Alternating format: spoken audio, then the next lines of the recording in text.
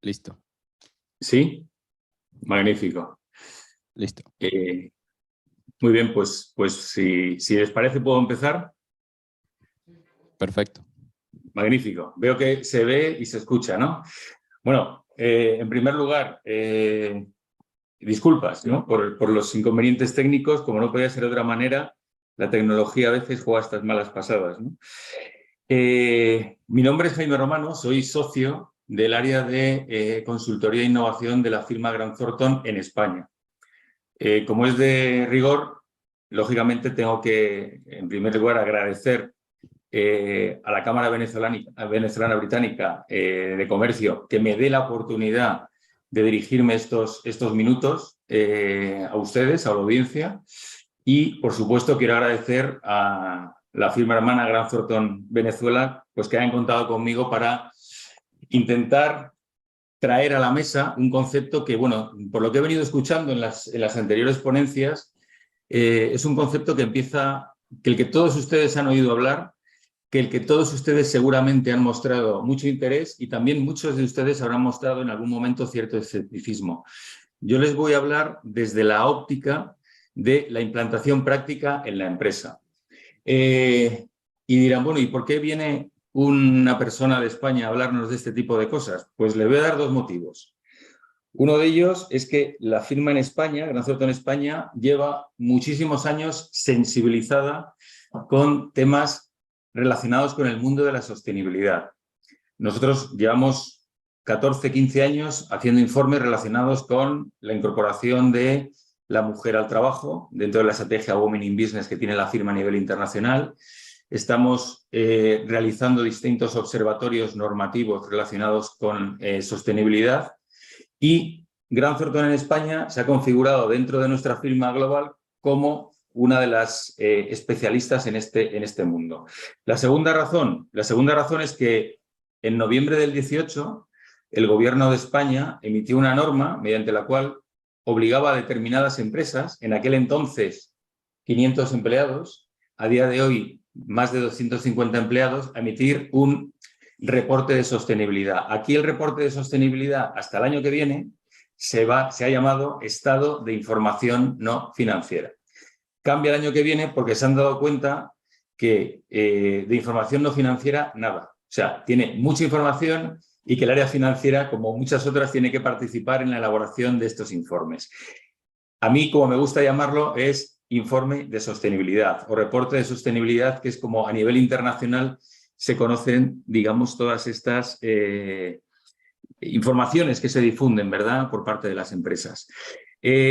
Nosotros somos tremendamente curiosos y me van a permitir preguntones, ¿no? Nos gusta hacer encuestas, nos gusta preguntar en el mercado, nos gusta preguntar a los clientes. Y claro, la pregunta de rigor que hicimos hace un tiempo es, usted, como responsable de su empresa, ¿qué entiende por sostenibilidad? Defíname con una palabra el concepto de sostenibilidad. Entrevistamos a 280 directores generales, consejeros delegados de empresas de más de 250 empleados en España. Y como digo, todos nos pusieron una palabra, ¿vale? ¿Qué les sugiere la sostenibilidad?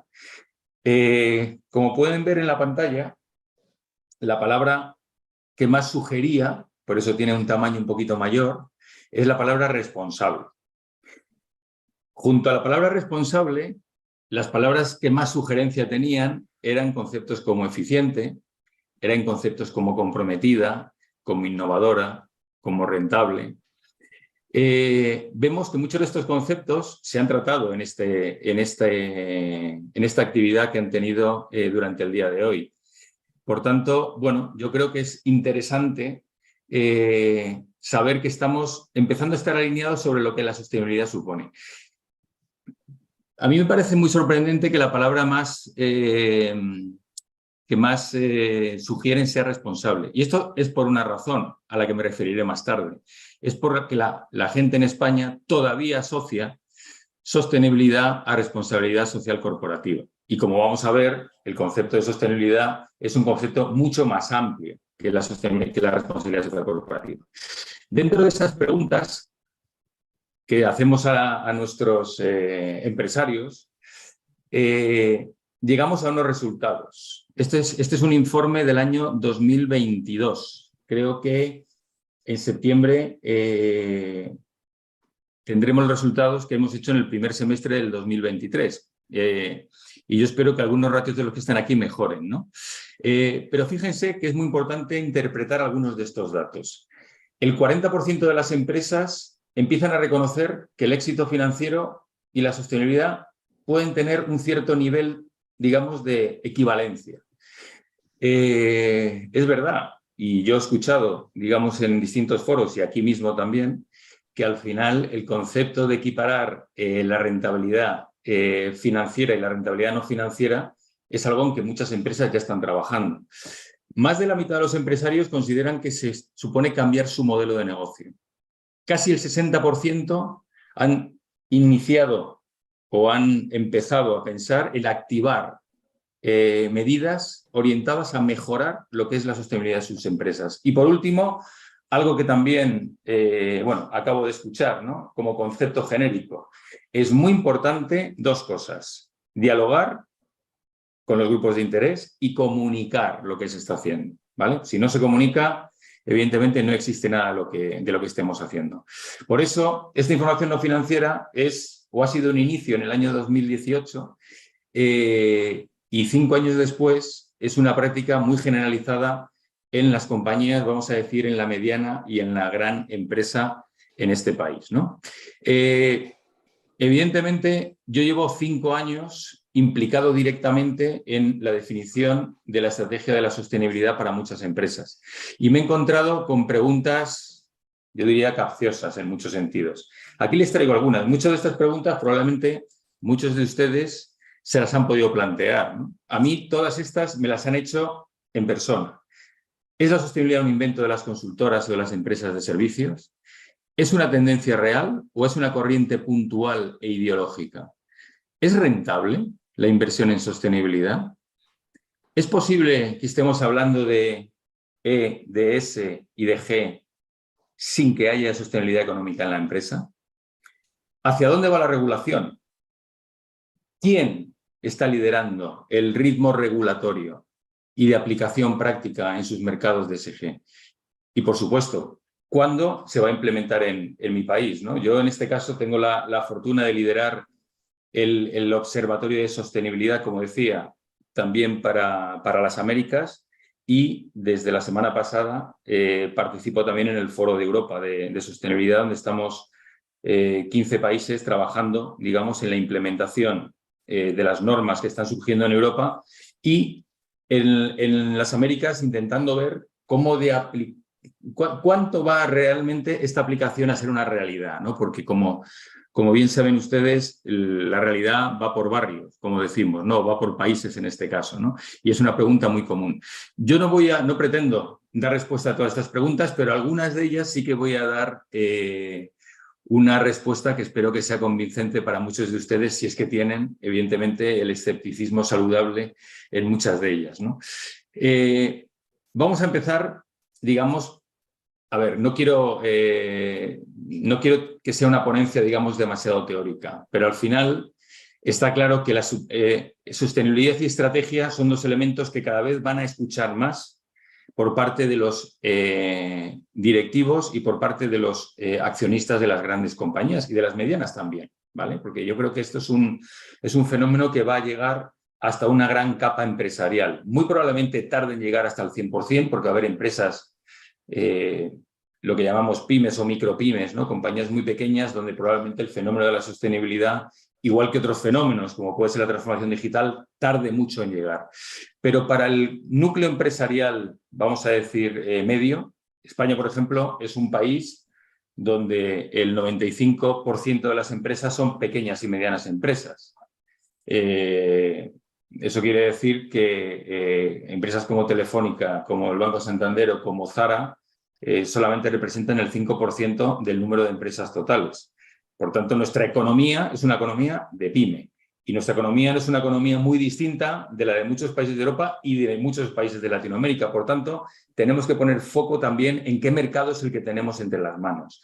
El segundo punto relevante es que la regulación es una medida necesaria para impulsar el fenómeno de la sostenibilidad. Yo tengo proyectos en Latinoamérica. Yo he tenido la fortuna de participar en varios seminarios y con varios proyectos con varios clientes en Guatemala, en Panamá, en Puerto Rico, en Costa Rica. A ver, son países donde no hay una regulación estricta aún, ¿vale? Sí que hay algún atisbo, pero afortunadamente les quiero decir, señoras y señores, que lo importante es que muchas veces los empresarios están por encima de los políticos y, consecuentemente, la visión que tiene un empresario a veces trasciende el hecho de que haya una regulación o no. Por eso hay muchas compañías en Latinoamérica, muchísimas compañías en Latinoamérica, que se han lanzado decididamente a implementar estrategias de sostenibilidad y a contarlo y a comunicarlo en sus mercados sobre lo que están haciendo. Bien, punto fundamental. Y este punto da respuesta a una de las preguntas escépticas que ponían en el apartado anterior. La sostenibilidad económica es el elemento clave para el desarrollo de la sostenibilidad en términos medioambientales, sociales y de governance. ¿Por qué? Porque si no hay sostenibilidad económica en la empresa, no hay nada. Y eso lo tenemos que asumir. Es la base fundamental de una aplicación. No pretendamos que compañías que no se sustentan económicamente quieran aplicar criterios de sostenibilidad, porque tendrán que aplicar, en primer lugar, medidas para asegurar esa salvaguarda económica. Y por último, y por lo que estamos viendo en otros mercados, donde se empieza a aplicar normativa o regulación de sostenibilidad. Bien, al igual que ha habido, aquí se han mencionado, ¿no?, algunas regulaciones que han tenido mucha trascendencia empresarial. He oído comentar a Roberto hablar del tema acoso. Se habla mucho de Sarbanes-Oxley. Son tendencias que nacieron en su continente y han venido hacia Europa. Pues bien, la sostenibilidad está yendo en el flujo contrario. Está emanando de Europa y se está extendiendo al resto del mundo. Lo que les puedo decir es que de los análisis que hacemos como observatorio en otros países, la información que estamos utilizando ya en Europa como reporte de sostenibilidad va a tener una correlación muy alta con la información que va a haber en todos los países y, por supuesto, en Venezuela, como no puede ser de otra manera. Otra cosa es en qué momento esa regulación, lógicamente, va a ser definitiva, ¿no? Yo quiero hacer una cronología del mundo de la sostenibilidad, ¿no? La sostenibilidad no es un concepto que nace ahora, es un concepto que nace el siglo pasado. Y digo bien el siglo pasado. Y nació con el concepto que mencionaba al principio de la presentación, que es el concepto más sugerente para los empresarios, que es el concepto de responsabilidad social corporativa. Pero fíjense, la RSC tiene hoy día dos características. Una macro, que es la voluntariedad de la RSC. Es decir, aquí responsabilidad social corporativa hace quien quiere, ¿vale? Tiene dos consecuencias. Tiene un impacto positivo. Claro que tiene un impacto positivo. Si yo hago una campaña de promoción del deporte o hago una campaña de inclusión de determinados colectivos en la empresa, eso tiene un impacto positivo en el mercado o en aquellas personas o en aquellos grupos de interés que me siguen. Pero tiene otra característica. Eso lo puede hacer una compañía que se dedique a fabricar ordenadores, lo puede hacer una entidad financiera, una compañía de logística o una compañía de distribución alimenticia. Es decir, no hay un alineamiento con el objeto social. ¿Qué es lo que ha pasado del siglo pasado acá? La regulación, ¿vale? Y la regulación vino para quedarse. Y del 2014 en adelante, en muchos países, en concreto en Europa, fue cuando empezó a hablar de regulación. De hecho, la directiva que empezó a utilizarse en España en 2018 es una transposición de la normativa europea de 2014. Bien. 2023, ¿dónde estamos ahora? ¿En qué punto estamos? Estamos en el punto de la implementación estratégica de la sostenibilidad en las empresas. Muchas empresas se han dado cuenta ya diciendo, hombre, me están exigiendo que haga un plan de igualdad. Tengo que reportar sobre el plan de igualdad. ¿Por qué no aprovechamos y damos una vuelta a cómo tenemos la estructura hombres-mujeres, salarios hombres-mujeres en nuestra empresa? Eso Eso ha ocurrido, eso ocurre. De hecho, nosotros tenemos clientes que, digamos, al albur de esa recomendación legislativa o normativa, han empezado a desarrollar trabajos alrededor, digamos, de ese concepto. Están implementando estrategias en ese sentido. Hace unos meses, la presidenta de un banco que todos ustedes conocen en español, que es el Banco Santander, y cuya presidenta es Ana Patricia Botín, comentó públicamente en México, creo recordar, que ella iba a dejar de trabajar con clientes que se demostrara que no habían contribuido a la reducción de la huella de carbono de sus negocios. Yo la verdad es que cuando leí esa declaración, porque no la escuché, la leí en la prensa, lo tuve que volver a leer, porque es la primera vez que oigo que una entidad financiera está dispuesta a renunciar a tener un cliente si ese cliente no cumple unos parámetros determinados de sostenibilidad. Por tanto, señoras y señores, yo creo que estamos ante un fenómeno, desde luego, que, insisto, no le podemos dar la espalda y que como empresarios hay que prestarle, lógicamente, la máxima atención. Finalmente, ¿queda por hacer en sostenibilidad? Queda muchísimo por hacer. Queda muchísimo por hacer. Y queda todavía llegar a elementos que ahora mismo vislumbramos en algunas líneas de negocio, áreas de negocio, en algunas industrias y que se tienen que desarrollar. Y también responde, digamos, a una de las cuestiones del escepticismo, ¿no? ¿Cómo se mide la rentabilidad de la sostenibilidad? Primero, si se puede medir. Y segundo, ¿cómo se mide? Bueno, yo les puedo decir que aquí este año las compañías de más de 250 empleados tienen que reportar acerca de 3 ratios. 1, la cifra de negocio vinculada a actividades de sostenibilidad. 2, los gastos relacionados con actividades de sostenibilidad. Y 3, las inversiones relacionadas con actividades de sostenibilidad. Claro, la mayoría de las empresas dicen, ¿y cómo voy a sacar datos relacionados con las actividades de la sostenibilidad? Bueno, para eso entra en escena otro concepto que ahora explicaré un poquitín, que es el concepto de taxonomía, y que de alguna manera va a ayudar a clasificar qué actividades se pueden considerar sostenibles o no para que esos ratios tengan, vamos a decir, una mediana trascendencia. Pero hago un pequeño paréntesis aquí y un asterisco. He mencionado una palabra con muy pocas letras, pero con muchísima importancia. Dato. Uno de los elementos críticos de la sostenibilidad que está haciendo que muchas compañías estén repensando su modelo de información o de reporting es la calidad del dato. Ahí lo dejo porque creo que para muchos de ustedes puede ser un aspecto importante a revisar, no solamente para los temas de sostenibilidad, para muchos otros datos. Hay muchas compañías que están utilizando esto para hacer una revisión profunda de la calidad de sus datos, que evidentemente es una asignatura, al menos en la empresa española, bastante pendiente, ¿no? Entonces, nos quedará la parte contable, la parte de medir la rentabilidad. Ya hay igual que hay un estándar, un accounting estándar internacional para definir normas contables, ya hay digamos, un estándar de sostenibilidad a nivel internacional que ha empezado a trabajar en algunos parámetros relacionados con la futura cuenta de resultados sostenible, ¿vale? Que yo creo que es una realidad que todos los que estamos aquí veremos en el futuro. Muy rápidamente, antes me refería a que la información de sostenibilidad que se está afianzando desde Europa va a tener un nivel de correlación muy alta con el del resto del mundo. 5 elementos que tienen que contener sí o sí un reporte de sostenibilidad. Temas medioambientales, temas relacionados con el personal, temas relacionados con el respeto a los derechos humanos, temas relacionados con la lucha contra la corrupción y el soborno. Y por último, una información general sobre la sociedad. No voy a entrar a explicar cada uno de estos, yo creo que son autoexplicativos. Si acaso me paro en el último, que a pesar de ser un poco el más genérico, para mí es muy relevante, porque este último grupo tiene mucho que ver con la S de la sostenibilidad, con la parte social. Y aquí me van a permitir que ponga encima de la mesa una opinión de alguien que lleva unos cuantos años trabajando en el mundo de la sostenibilidad. La parte medioambiental es una parte muy trabajada, muy definida. Hay una taxonomía muy clara, ahora lo vamos a ver muy por encima. Pero creo que la parte social va a ser muchísimo más importante. Porque la parte social no tiene nada que ver exclusivamente con los empleados.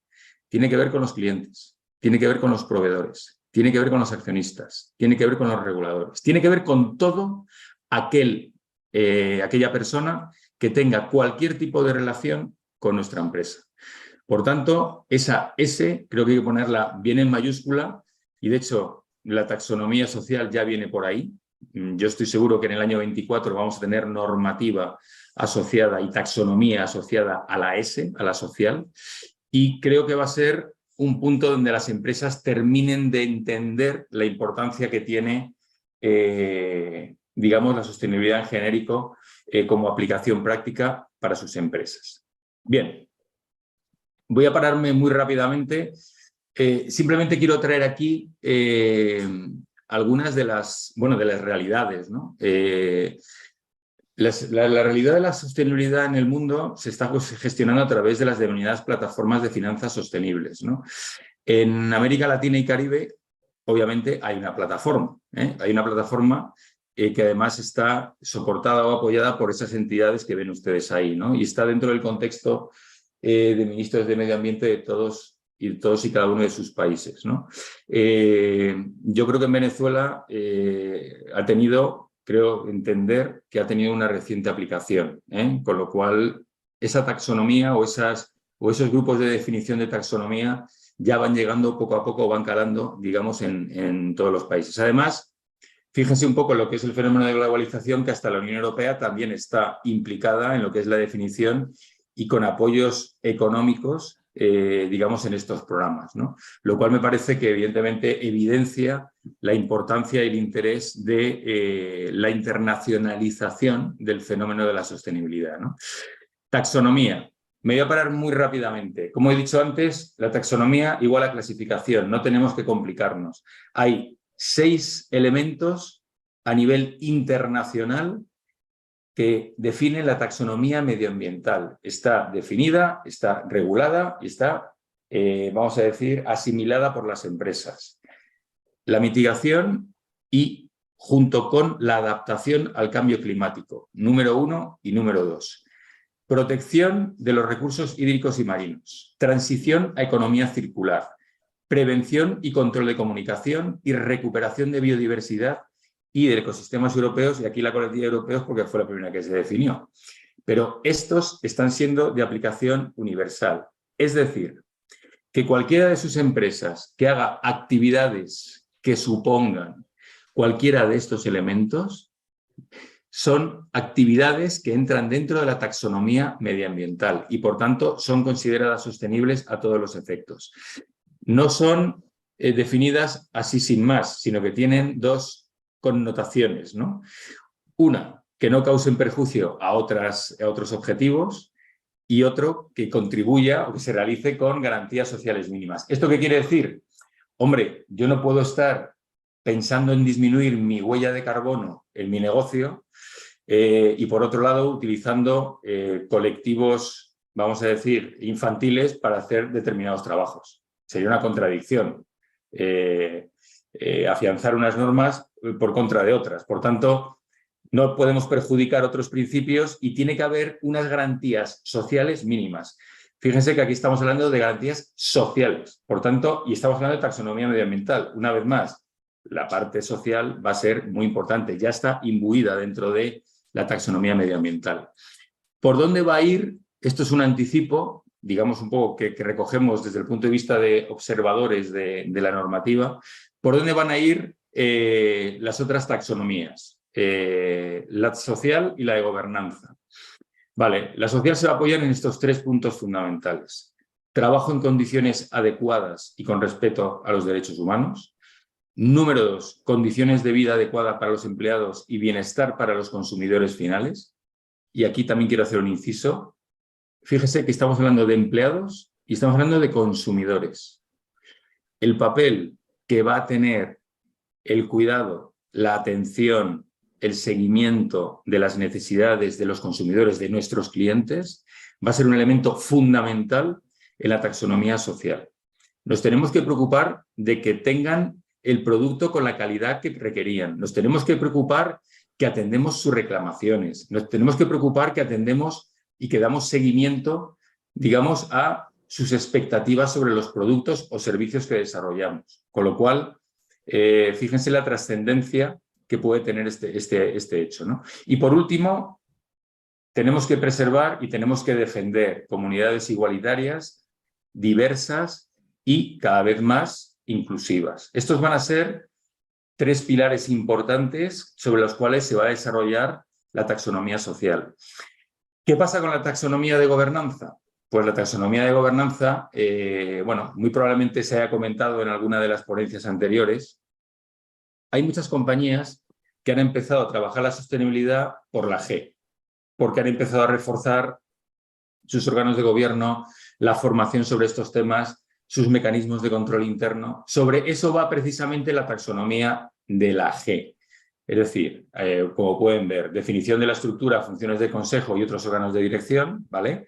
Y la implantación de sistemas de control interno. Bueno, no ha habido que esperar a la sostenibilidad o al desarrollo de la taxonomía, no va a haber que esperar para que esto se ponga en marcha en muchas compañías. De hecho, en mi caso, como consultores, perdón, creo que sí, no. Como consultores, cada vez tenemos más proyectos de control interno. Las compañías nos dicen que quieren tener un control de sus riesgos y de aquellos elementos que les alerten sobre la evolución de esos riesgos. Por eso el concepto de riesgo también es un concepto muy ligado al concepto de sostenibilidad, ¿eh? Y riesgos asociados a la sostenibilidad hay muchísimos. Aquí la magia, si me permiten, es en identificar aquellos controles que nos alertan de la existencia o de la potenciación de ese riesgo, ¿eh? Y cómo abordarlo. Por eso los sistemas de control interno están siendo y van a ser, cuando sean taxonomía, un factor clave en el desarrollo de las empresas. Bien, por seguir avanzando, vamos a ver, lo más rápidamente posible. Bien, les quiero poner, me van a decir, bueno, alguna experiencia práctica, ¿eh? Y he puesto algunos datos, algunos nombres de empresas, algunas experiencias. No pretendo, digamos, fijarnos tanto en los nombres como en los sectores que están trabajando de una manera activa en los temas de sostenibilidad, ¿no? Y pongo algunos, o sea, podría poner muchísimos sectores y alguno que ahora comentaré he dejado fuera por un tema diferencial, ¿no? Un sector con el que está muy sensibilizado con los temas de sostenibilidad son los sectores, digamos, inmobiliario y de real estate. Nosotros aquí tenemos un cliente que es esta compañía. Esta compañía, ahí donde la ven, que se llama CREA Madrid Nuevo Norte, si ustedes visitan España y visitan Madrid, seguramente habrán tenido la oportunidad de escuchar una operación inmobiliaria que se llama la Operación Chamartín. Esto es una operación que tiene, pues fácil, 25 años de existencia, pero no ha sido hasta hace 4 años que se ha puesto en marcha. Es la mayor operación inmobiliaria en Europa, ¿eh? En Europa. Consiste en la creación y la dotación de una infraestructura de más de 15.000 viviendas, zonas empresariales, zonas universitarias, zonas comerciales, que va a abordar, pues creo que son como 4 millones de metros cuadrados, ¿no? Va a ser, insisto, no la operación inmobiliaria más grande de Madrid o de España, sino de Europa. Esa compañía confió en nosotros para desarrollar la hoja de ruta de la implantación de la sostenibilidad. No es una compañía que esté obligada porque no tiene 250 empleados, ¿vale? A día de hoy, pero sí es una compañía sensibilizada y es una compañía que es un ejemplo de por qué el sector inmobiliario de construcción global de real estate es un sector tipo. El sector público también. ¿Cómo no va a ser importante para el sector público y para determinadas partes la sostenibilidad? Yo llevo trabajando con esta compañía que es del sector público, es una compañía catalana, es la compañía que gestiona la red ferroviaria en Cataluña, ¿vale? Y llevamos trabajando un montón de años en la parte de RSC, en la parte de la memoria financiera y en la, digamos, la aprobación anual de la ISO 14001, que como bien saben es la ISO relacionada con la gestión medioambiental. Doy un salto y me voy al Caribe. Y aquí hablo del sector aeronáutico, uno de los clientes más importantes que tengo. Es una compañía que se llama Aerostar, es una compañía de capital mexicano que opera en San Juan de Puerto Rico. ¿Y qué opera? El aeropuerto de San Juan. Bueno, esta compañía con lo que estamos trabajando es con uno de los elementos que creo que es muy interesante para muchas de las empresas, ¿no? Que es la formación. Pero yo cuando hablo de formación, hablo de dos temas. Hablo de una formación ejecutiva, es decir, es una formación que va dirigida exclusivamente a los comités de dirección y es una formación concienciación. Otro de los retos y otra de las preguntas escépticas que veíamos es que en una organización hay distintas sensibilidades hacia la sostenibilidad. Muy probablemente un director general está sensibilizado, un director de operaciones también, pero quizá llega el director financiero y dice, oye, todo esto está muy bien, pero esta inversión que hay que hacer, ¿qué retorno tiene? ¿Y cuándo lo va a tener? Puede haber un mayor escepticismo, es lógico, en mi caso siempre lo hemos tenido. La formación ejecutiva de concienciación de cómo impacta la sostenibilidad en su negocio es, yo creo que uno de los elementos clave para difundir el concepto de sostenibilidad. Y para mí es el primer paso, o sea, el gran primer paso, la concienciación de los comités de dirección sobre este tema. Y, insisto, esto no va de contar qué son los ODS, no va de contar qué significa la E, la S y la G, significa de cómo la sostenibilidad, en este caso, por ejemplo, concreto, cómo impacta la sostenibilidad en otros operadores aeroportuarios del mundo. Nosotros aquí en España tenemos uno que es AENA, que es de los más grandes del mundo. Bueno, pues AENA tiene un equipo de, creo que son 60-70 personas dedicadas solo a sostenibilidad. Es una mejor práctica. Pues es una aplicación de la mejor práctica a las industrias. Por eso digo que la parte de la formación es muy interesante. Me vuelvo a España y me vuelvo a la red de paradores. Esto no es más, no sé si han tenido la oportunidad de estar en alguna parador en España alguna vez, es un concepto de hotel, vamos a decir, boutique especial, normalmente ubicado en sitios que tienen un cierto componente cultural o histórico, ¿no? Lo mismo en un castillo que, digamos, en un convento, que en algún edificio, digamos, singular, ¿no? Bueno, al final no deja de ser sector hotelero, ¿vale? Y el sector hotelero, el impacto de la sostenibilidad es tremenda. ¿Cuántos van ustedes a hoteles y se dan cuenta que de repente ya no les ponen los botecitos del jabón, sino que ahora les ponen, digamos, un difusor? O les han cambiado el cepillo de dientes por uno que pone elaborado, sostenible y demás. Las toallas, muchos de los aspectos incluso de la alimentación. Es decir, el sector hotelero ha interiorizado muchísimo este tema. Podríamos estar hablando toda la tarde, evidentemente no es el caso. Simplemente quiero que sepan ustedes que, bueno, nosotros evidentemente como consultores especialistas en este tema tenemos mucha vinculación con muchísimas empresas.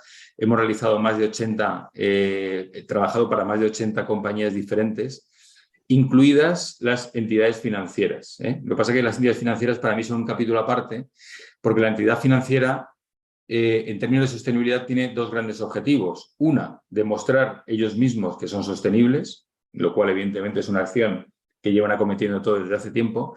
Y dos, muy interesante porque están buscando, y nos piden ayuda en muchos casos, oportunidades de negocio basadas en la sostenibilidad.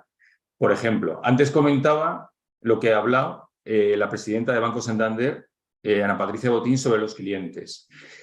Esa calificación de clientes, que al final va a tener un rating, la tiene que dar alguien. Bueno, pues ese alguien, digamos, es un servicio que los bancos están viendo como una nueva línea de negocio. Por tanto, los bancos son usuarios de la sostenibilidad y también creadores de líneas de negocio asociadas a la sostenibilidad. Por eso, para mí, el sector bancario en concreto tiene una aproximación muy, muy diferente al elemento de sostenibilidad. Voy a terminar, simplemente voy a enunciar, ¿no? Algunos de los servicios que ya existen, digamos que pueden llamarles la atención sobre, bueno, me han hablado de muchas cosas, de muchas cosas generales, pero ¿cómo puedo abordar yo o cómo puedo empezar a decir o cómo puedo empezar a trabajar esta materia de sostenibilidad? Primero, repensando una estructura organizativa de sostenibilidad dentro de mi compañía. Segundo, identificando cuáles son los riesgos asociados a la sostenibilidad vinculada con mi industria. Tercero, cuando hablamos de clasificación, ¿cómo puedo saber realmente qué actividades son las calificadas como sostenibles o no? Y eso es análisis de taxonomía. Cuarto, realizar planes de negocio de sostenibilidad, ¿vale? Tengo que invertir, ¿dónde está el retorno? Hay muchas compañías, y eso ya es un hecho cierto y pueden consultar por internet, hay muchas compañías que ya, digamos, justifican la rentabilidad de sus inversiones, ¿no? Dicen, no, es que la sostenibilidad nos ha permitido no solamente tener un ahorro en luz eléctrica por haber cambiado las luminarias por luces LED, sino que hemos conseguido, por ejemplo, mejorar la productividad de nuestros empleados. ¿Cómo? Fomentando la transformación digital. También es sostenibilidad. Fomentando el teletrabajo. También es sostenibilidad. Claro que sí. Entonces, muchas de estas cosas inciden en ese business plan, con lo cual, digamos que cada vez más claro, hay cada vez más empresas que quieren mostrar el resultado de esas inversiones en términos de la rentabilidad que han conseguido con las mismas, ¿no? Bien, modelos de inversión sostenible y responsable, igual que marcos de financiación verde, es muy, muy habitual que muchas compañías, muchos de ustedes probablemente se puedan plantear cómo puedo optar a una financiación verde.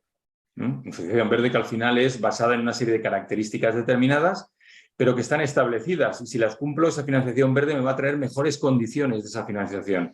Bueno, pues digamos, eso es una manera también de aproximarse a la sostenibilidad. Más formas de aproximarnos a la sostenibilidad. Bueno, todo lo que es... Uy, perdón.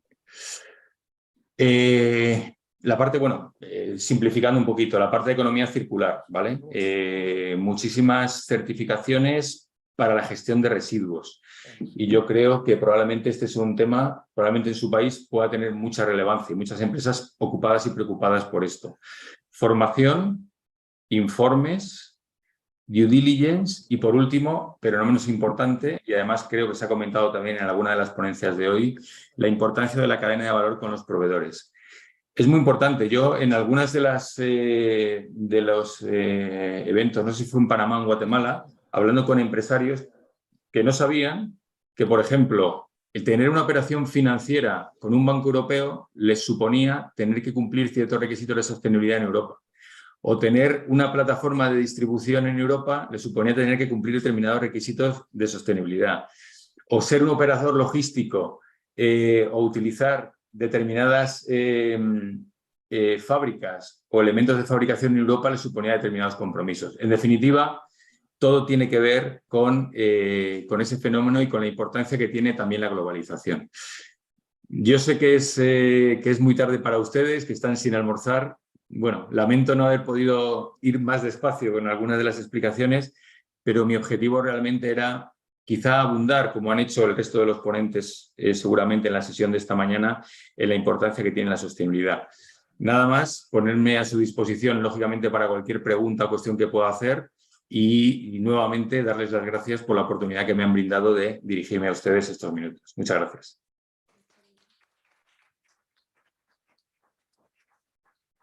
Muchas gracias. Muchas gracias, Jaime. Muchas gracias, Jaime, por tu intervención bien interesante. Muchas gracias. Sí, bueno, definitivamente los tiempos se alargaron un poco, pero ya estamos cerrando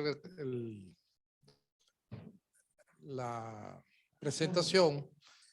Si alguno de los presentes tiene alguna pregunta por hacer. No tengan pena. No tengan pena. No se preocupen. Ah, perdón, allá.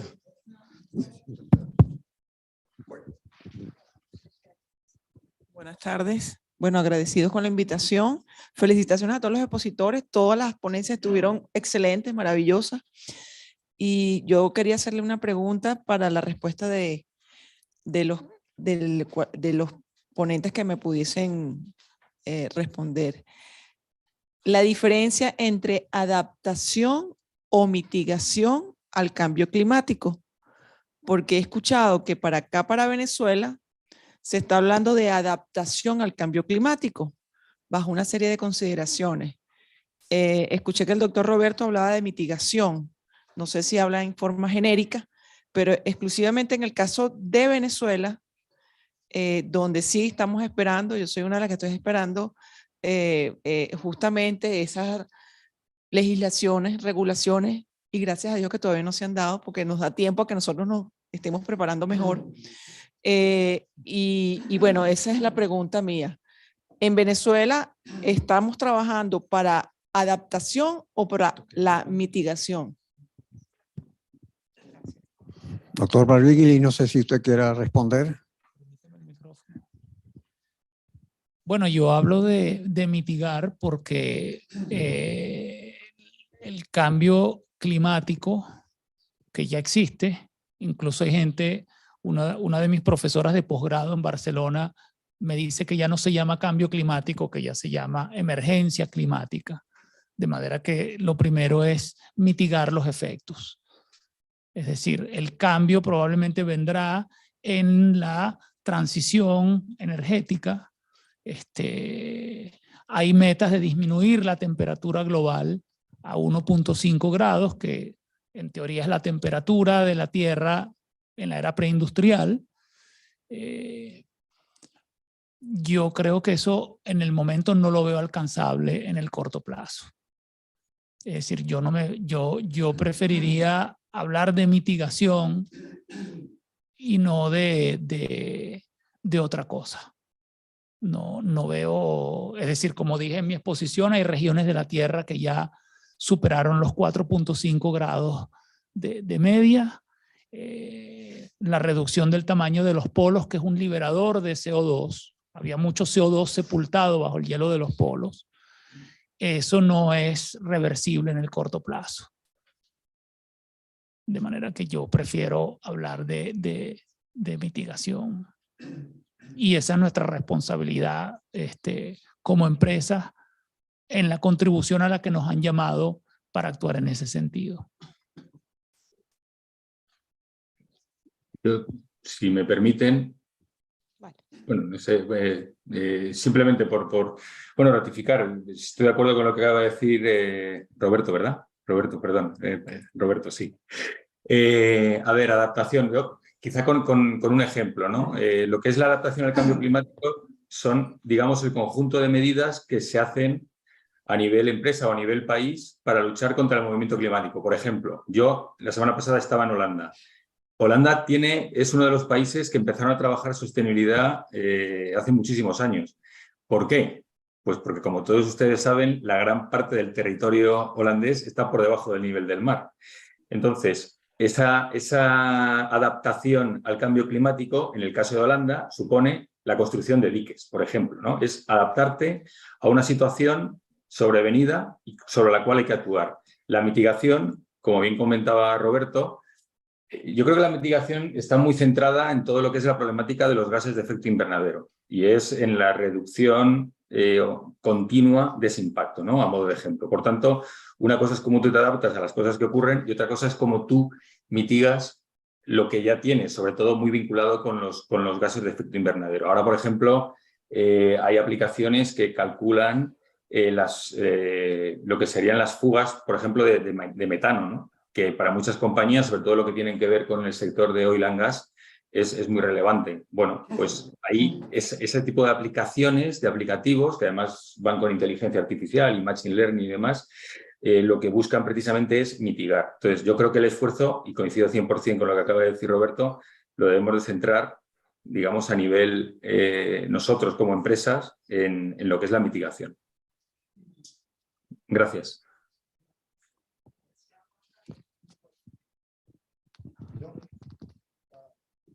Bueno, yo también quería aportar en esa distinción. Ciertamente la adaptación son esos mecanismos que tenemos que procurar tener para afrontar las consecuencias, en este caso, de la emergencia climática. O sea, ¿cómo estamos preparados para afrontar esas consecuencias? Eso todo tiene que ver con adaptación ante esta nueva situación y realidad. En eso también, y por eso en Venezuela ya estamos, bueno, con las consecuencias, ¿no? La mitigación también incluye, además de lo que han dicho mis dos compañeros, esos mecanismos de cómo podemos reducir esos gases de efecto invernadero, y entre esos está la educación. O sea que en la mitigación también, en ambos, pero en cómo podemos reducir es como cuando les comentaba, ir al origen. Entonces, hacer de manera estratégica las cosas diferentes. Y eso forma parte de la mitigación. A Laura. Creo que el doctor Juan Carlos también tenía que apuntar algo, ¿no? No se levantó la mano, no sé si estoy equivocado, doctor Sánchez. Sí, es correcto. No tenía la posibilidad del micrófono, ahora sí la tengo. Adelante. Sí, muy brevemente por la hora.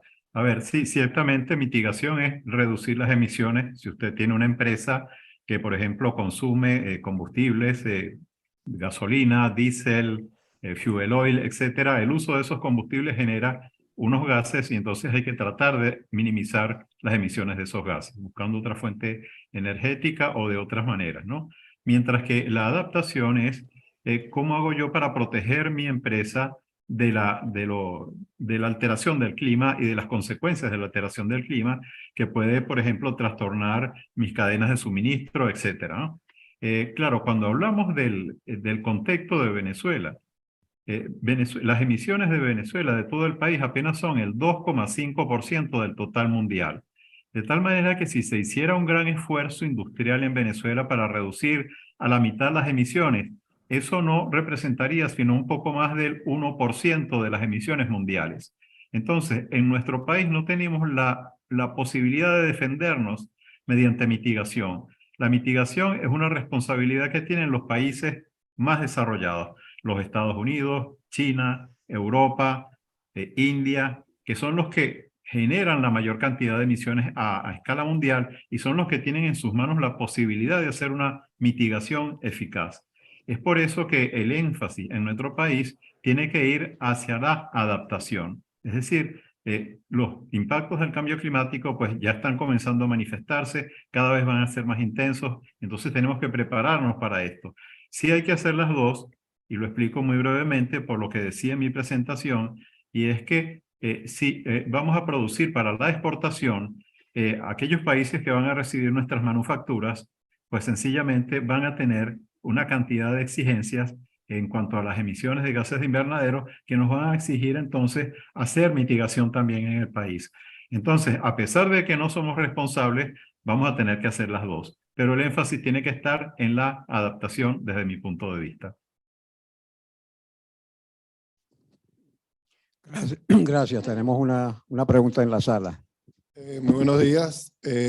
Mi nombre es Liscano Alvarenga, soy abogado penalista, represento en este caso a Alvarenga y Asociados. Muy interesante lo que se ha planteado en este foro sobre las tres áreas de sostenibilidad, legislación y psicología ambiental. Esa parte de la mitigación, muy interesante, sobre todo lo que los ponentes anteriores pues llevaron a efecto con respecto al doctor Juan Carlos Sánchez, el doctor Useche y el doctor Roberto, pues, y la doctora también en su parte de psicología, Lisbeth. Yo haciendo como decir un torbellino, ¿no? de ideas que me motivaron en este momento pues, a hacer una pregunta y quizás un aporte, es lo que fue para mí en una de las ponencias como una especie de denuncia. Pues, por ejemplo, lo del Hato Piñero. Muy interesante porque el Hato Piñero se estaba como adelantando a los acontecimientos de lo que va a ser el efecto ambiental. En otras partes hablamos del arco minero. En otra, lo que se habló de una empresa, creo que fue la Nestlé, que se está adelantando 4 años antes de todos los acontecimientos. Y entonces nos lleva a preguntarnos en relación a Venezuela, con todos los acontecimientos y hablando de legislación, creo que ni nos hemos preparado ni nos estamos preparando para legislar en ese futuro. Y pensando en esta palabra que es, vamos a decir, modernísima, lo que es la sostenibilidad, es algo parecido a lo que es la inteligencia artificial, que aunque no queramos ponernos en contexto, no estamos obligados a hacerlo. Entonces, o mejor dicho, mi aporte, vamos a decir en esta área, sería cómo nosotros vamos, hoy los que estamos en este foro que vamos a hacer elementos genéricos de difusión, nos vamos a insertar para aportar a este futuro que se nos avecina, que está allá, que no va a ser quizás mañana los cambios, ni dentro de 5 años, pero sí tenemos que trabajar en base a eso. O sea, vamos a partir de hoy a crear una academia que sea la difusora de este liderazgo de sostenibilidad. Esa es la pregunta.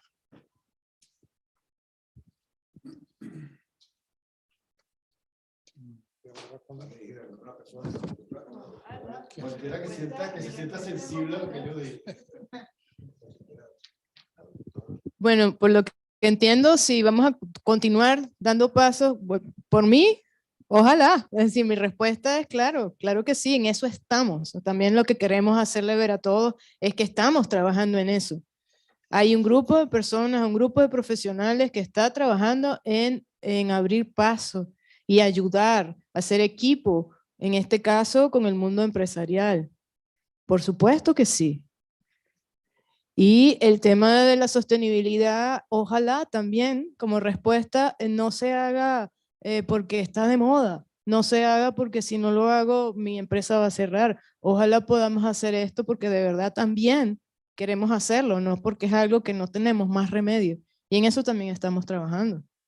Qué feo es que tengo que hacer algo porque no tengo más remedio, ¿cierto?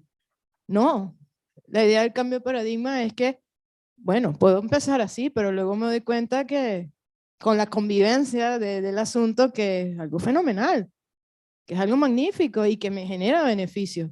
Eso es lo que queremos aportar, eso es lo que queremos brindar. Entonces, claro que sí. Ahora, tenemos que apoyarnos entre todos también, porque los que estamos trabajando en sostenibilidad y en generar conocimiento para eso, también tenemos que, bueno, percibir esa sostenibilidad, por ejemplo, y aquí también a modo de reflexión, ese apoyo. Porque, por ejemplo, en Venezuela, yo sé que en España es diferente, yo me formé allá en el doctorado y tuve otra vivencia. El apoyo empresarial a la innovación y al conocimiento es contundente. En Venezuela tenemos que empezar también antes lo teníamos regulado, ya eso dejó de estar. No sé si recuerdan cuando hubo una oportunidad de innovación y la empresa también financiaba la universidad. Pero tenemos que hacer equipos de trabajo. Mi respuesta es, claro, estamos trabajando en eso, así que sí, bienvenido. Claro que sí. Buenas tardes. Quisiera complementar lo que... Adelante. Sí, gracias. Lo que puso en la mesa el doctor Alvarenga, y quiero referirme que si se quiere, sería el primer evento motivador. Recuérdense que esto es un proceso educativo y los procesos educativos tienen 2 fases. Una fase de sensibilización y una fase de concienciación. Entonces creo que, fíjense, a esta hora todavía hay un número importante de participantes en el evento, lo cual significa que hay sumo interés en esta materia. Así es que yo creo que después de una evaluación que se haga concienzuda de lo que ha sucedido el día de hoy, creo que pueden venir nuevos eventos que orienten precisamente, que vayan hacia esos sectores que necesariamente están haciendo un esfuerzo, si se quiere, de hormiga, porque es de voluntad, así como fue el esfuerzo de voluntad que se estableció en Alto Piñero. Así es que gracias, doctor Alvarenga, porque personas como usted que están motivadas son las que deben estar participando y ser caja de resonancia de lo que hoy se ha dicho acá en el evento. Muchas gracias. Adelante. Bueno, quiero ser muy breve. Una pregunta dirigida al doctor Barghigli, que sería, ¿qué herramientas tengo yo como empresario? ¿Con quién me puedo apoyar aquí en Venezuela para iniciar este proceso y convertir mi empresa o llevarla o iniciar el proceso hacia hacerla sostenible. Y luego, para el señor Romano, que propuso en su presentación una agenda de implantación o de cosas que deberíamos tomar en cuenta para iniciar este proceso, sería ¿qué recomendación le puede dar a usted a un cliente que quiere iniciar este proceso? Bueno, si me permiten, respondo. A ver, la práctica habitual con nuestros clientes es precisamente esa inquietud, ¿no? Es decir, ¿por dónde empiezo a gestionar la sostenibilidad?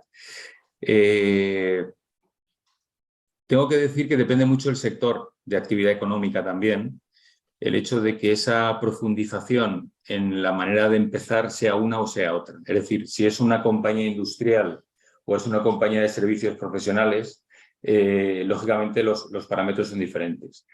Pero yo creo que lo primero que hay que hacer es hacer un diagnóstico, digamos, de dentro de la estrategia de la compañía, dónde están los elementos clave que la empresa entiende que deben de desarrollarse para ser sostenible. Es decir, yo con mis clientes cuando me siento por primera vez, lo que les digo es, ustedes tienen que tener claro a nivel ejecutivo cuáles son los intereses que tienen todos para desarrollarlo. Por eso digo que para mí una formación las formaciones son formaciones de 6-7 horas, no son formaciones largas, ayudan mucho a sacar esa primera información, ¿vale? Y a definir la estrategia de la compañía en términos de sostenibilidad. Para mí es la manera más natural. Para mí la manera más natural es eso. Si la compañía ya ha reflexionado o ya se ha entrenado, el siguiente paso natural para mí es hacer una cronología de implantación de temas que tengan que ver con su actividad. Si estamos hablando, insisto, de una compañía de fabricación o de una compañía de distribución o una compañía agrícola, evidentemente ese roadmap o esa hoja de ruta será diferente.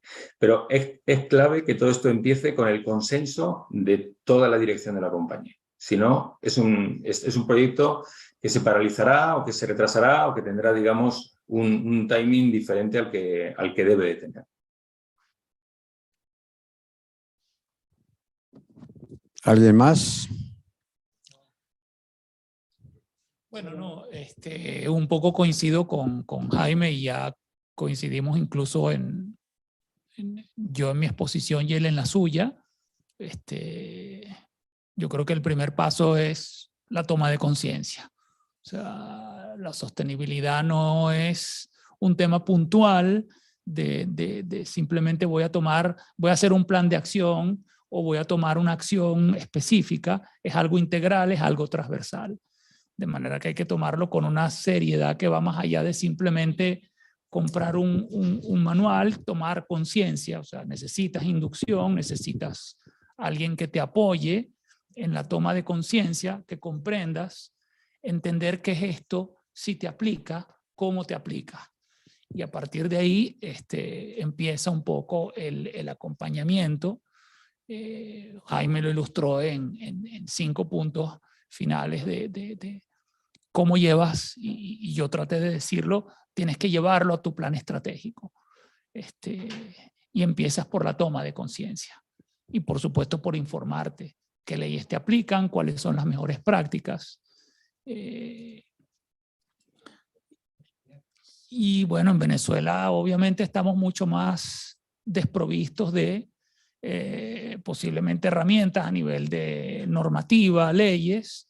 Por eso yo sugería que el primer paso fuese revisar un poco los riesgos a los que estamos expuestos en nuestro día a día y cómo la estimación de los riesgos desde la visión de la sostenibilidad nos puede echar una mano en esto, ¿no?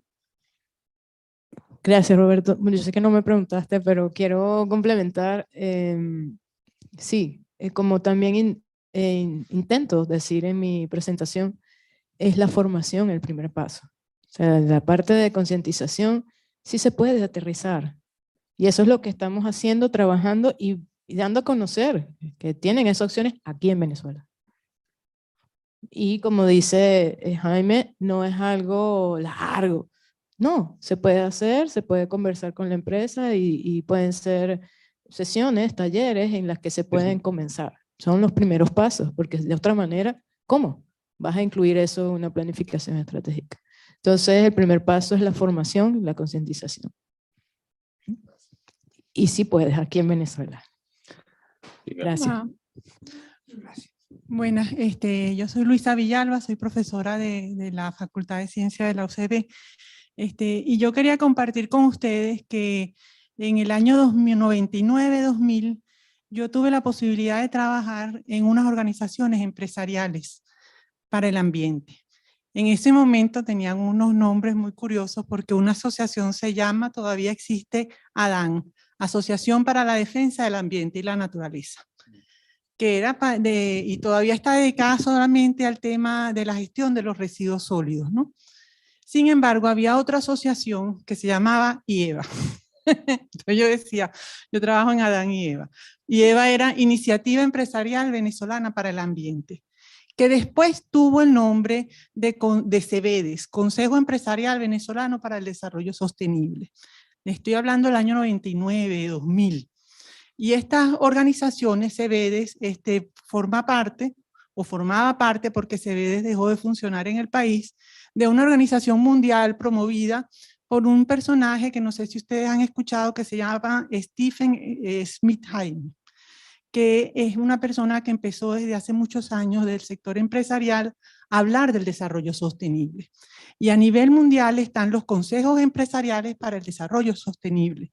Y hay en capítulo Argentina y otros países, pues que yo sepa, Argentina, México, Brasil, en Latinoamérica. Y ya desde esa época se estaba hablando del desarrollo sostenible en las empresas. Pero partiendo de la iniciativa de las empresas, ahí habían grandes empresas como Procter & Gamble, la Coca-Cola, estas grandes empresas que siempre fueron muy atacadas por sus compromisos ambientales. Y bueno, ahí habían distintas iniciativas, porque como en todos lados se dan iniciativas a favor, a veces logran desarrollarse, otras veces no logran desarrollarse. Yo lo que quiero decir con esto es que este es un tema que se ha venido peleando desde hace mucho tiempo y Venezuela venía trabajando en ese sentido. Sin embargo, como todos sabemos, el sector empresarial en los últimos 20 años ha sido bastante golpeado. Muchas de esas empresas se tuvieron que ir del país, algunas dejaron pequeñas sedes y dejó de funcionar esas iniciativas que siguen a nivel mundial. Y nosotros pues nos hemos quedado rezagados de alguna u otra manera. Pero la intención está, experiencias hay, personas preparadas todavía quedan en el país, quizás no tantas como teníamos hace unos años atrás, pero todavía hay personas preparadas, personas inclusive que desde afuera pueden aportar, y desde la academia también se está haciendo un gran esfuerzo por ofrecer diplomados, por ofrecer especializaciones, por ofrecer espacios para la formación. Y las empresas que hoy en día que se encuentren en el país, pues tienen un camino bastante difícil porque el entorno, sobre todo gubernamental, no propicia ese tipo de iniciativas, que en otros momentos se dio lo que fue la creación de pequeñas y medianas empresas. Eso hoy en día está bastante, más bien es un camino a cuesta, que para uno desarrollar una empresa tiene bueno, pues, que hacer sortear 20.000 obstáculos. Pero hay espacios, pues hay espacios desde algunas consultoras ambientales, desde las instituciones educativas también, las universidades, institutos técnicos, y desde distintas personalidades que pues, aunque ustedes no lo crean, son muy personas que uno conoce, que están muy preparadas y andan en situaciones económicas bastante difíciles también. Es un personal preparado que lastimosamente no está siendo utilizado hoy en día. Y es muy triste que nos toque ahorita ver la necesidad que tiene de que se forme, de que se capaciten, y por otro lado ver un personal capacitado que uno conoce en una situación paupérrima también. Entonces, ¿cómo hacer para que estas cosas se unan unos con otros? ¿Cuál puede ser un mecanismo vinculante para que esa capacidad técnica que existe pueda ayudar a esos nuevos emprendedores?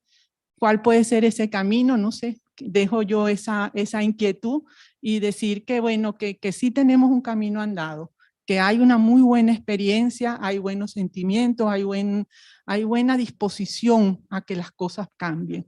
Y Dios mediante que así sea. Bueno, te felicito, de verdad, gracias por traer eso aquí, a hacerlo presente, porque eso es una realidad. Gracias por tu reflexión. ¿Cómo hacemos para que un montón de profesionales venezolanos preparadísimos, puedan brindarle el servicio que ahora quisieran tener las empresas? La verdad que gracias, porque no es algo nuevo en nuestro país, eso también hay que reflexionarlo. Y fuimos pioneros en Venezuela en el tema ambiental, en el tema de responsabilidad, lo fuimos. Sí, entonces sí, el discurso es que sí hay esperanza y sí, vamos a unir puentes, vamos a unir eso, vamos a disminuir la brecha entre la nueva necesidad y lo que podemos aportar desde la academia, desde las fundaciones. Por ejemplo, desde Verde la Tierra podemos ofrecer algunos de los requerimientos que ustedes puedan tener como empresarios, y así muchos otros profesionales que están trabajando en las universidades y en otras instituciones. Entonces nada, acercarnos como stakeholders. Bueno, yo creo que ya con esto podemos ir concluyendo. No sé si tienes la palabra, Jorge. Bueno, no, de verdad que muchas gracias por estar presente. Espero que para que te vean en cámara, acércate por favor.